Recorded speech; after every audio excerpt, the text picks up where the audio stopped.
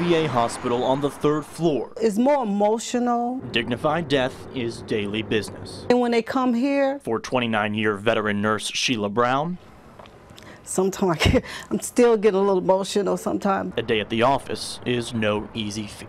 Every night when I go home, I have to put in a prayer, not only for the veterans and the family, but sometimes for myself to stay strong. Veterans admit themselves to Warriors Walk, a 10-bed unit that provides end-of-life hospice care. Sometimes when we're mine, we can look at them and say, you know what, they ain't got long. But you really don't know. But from the moment they hit this floor, that's when we start pouring out just everything that we have inside ourselves. Because that veteran was prepared to give his life for our country.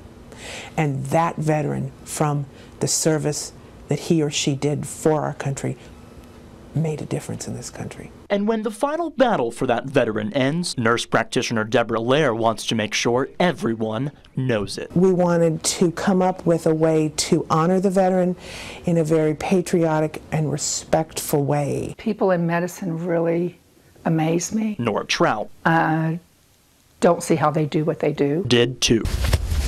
At the nudging of her daughter, Trout met with Warriors Walk about knitting some blankets for beds there. I was walking out the door and she said, wait a minute, there is something else that we could use. Warriors Walk needed a soldier of its own. It started as a square. To protect every hero on their final journey. I came home, went through a couple magazines and books, and came up with an idea of what I liked. It had to be the right color of red and the right color of blue.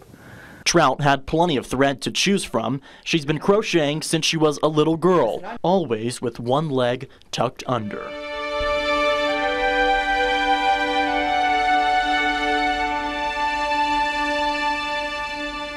After 8 months of working every day, Trout presented Warriors Walk with this, a drape of stars and stripes that every veteran could use. For me, it was an accomplishment.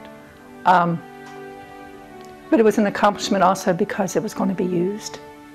And it felt important. And it's one of those pieces that will never be repeated. I'll never do it again. When I go to the closet and I open up the closet and I feel that certain sound when it opens up, it's like, you know, this veteran just made his last journey. And this drape is gonna help me for his honoring this veteran. The drape of stars and stripes cover every hero as their body travels from the hospice wing to the morgue with the Warriors Walk nurse. And while she's never seen the drape used, Nora travels too. I asked her if it would be okay if I put a little biblical quote on there. And that was my way of showing honor and respect. It also represents to the people who see us going to the morgue that there is a very important person here.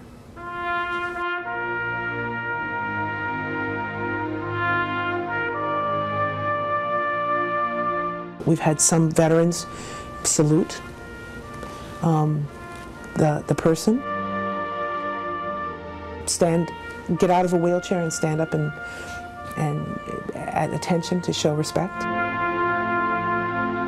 Respect for those who spent a lifetime fighting for the stars and stripes and finished life under them with a Warriors Walk. 6 years ago, a stranger gave the gift of life to a then 2-year-old South Carolina boy. And since then, the two have spoken by email and phone, but they've never, ever met until now. Here's Clark Fouraker tonight. At airports worldwide, journeys begin. We need a sky cap. People come and go, and journeys end. It's full circle, you know. It's Jacob's journey finally coming full circle.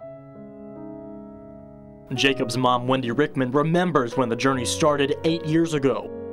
He was diagnosed with severe food allergies at 6 months old. Then he was diagnosed with kidney issues at 7 months old, diabetes at 8 months old.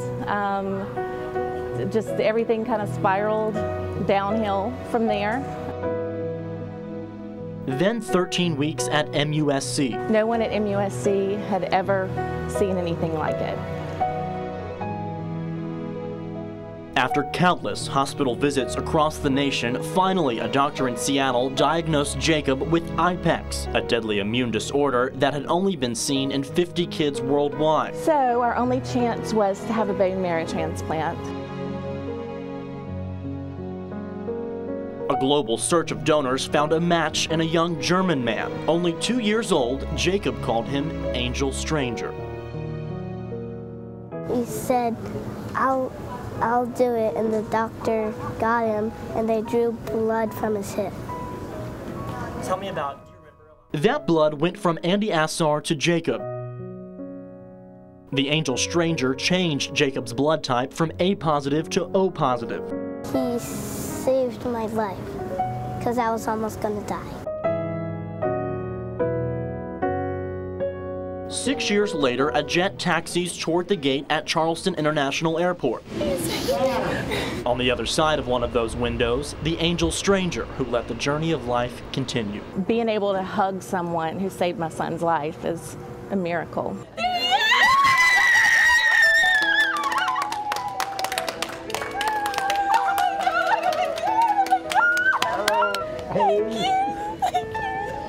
Andy flew from Germany just to see Jacob. He was 21 when he made the choice to donate in hopes of saving a life. Yeah, that's what he said, that he wanted to do that. That's why he signed up. A translator will help Andy during his first trip to the States. He wants to really do a lot of time with Jacob. And he wants to spend almost all his 2 weeks, you know, really to get to know him and Jacob to know him. And they've got big plans. Show him around Charleston, take him to the Carolina game, and do a lot of stuff. Two worlds finally collide. This is literally the man who saved my child's life. In the start of a new journey together. In Charleston, Clark Fouraker, News 19 WLTX. Great story.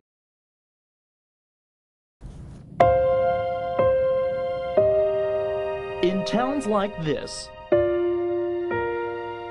can get around by railroad tracks and county roads. Unless, of course, you can't just get around. Cameron Lloyd has a condition called arthrogryposis. What he's doing? It stints his growth and makes his arms and legs difficult to use. He's always saying that other kids don't like him because he can't do the same things that they can do. Cameron's mom, Ashley Lloyd, began recruiting likes for a Facebook competition. I don't have a bike before. The person with the most likes would win a free adaptive bike. Cameron deserves a bike, just like every other kid, and I was going to try to do anything I could to help him get it. Just a couple more clicks and Cameron would have won, but he didn't. So many of you were touched by his story 3 months ago. Viewer Terry Brown even held a car wash. When I read the article on WLTX, it just touched me in my heart. With all that help, there was enough money to get a bike. I was like, this really happened. I was about to cry. When he turned the corner from his backyard, he knew exactly my bike! What was going on. Yeah, I have my bike. I know. See, it's called a red bike. But Cameron was still only looking at red-coated freedom. It's something we never thought he'd be able to do. I never thought I'd see him riding a bike.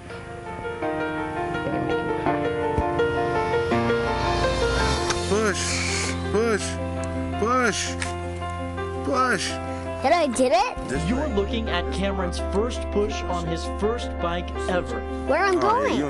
Mustering every ounce of strength to push one pedal just one time. Well, I can do this. With the test on?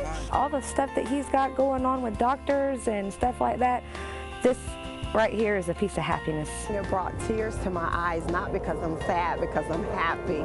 Just to see his face. I mean, he has what he wants. Cameron traded in one set of wheels for another. It's awesome. I'm gonna ride on my bike so I can go to the grocery store today. Remember, watch out for any cars. And with that, I got me a bike. Getting around is just a matter of finding open road. Clark Fouraker, News 19. Goodbye! WLTX.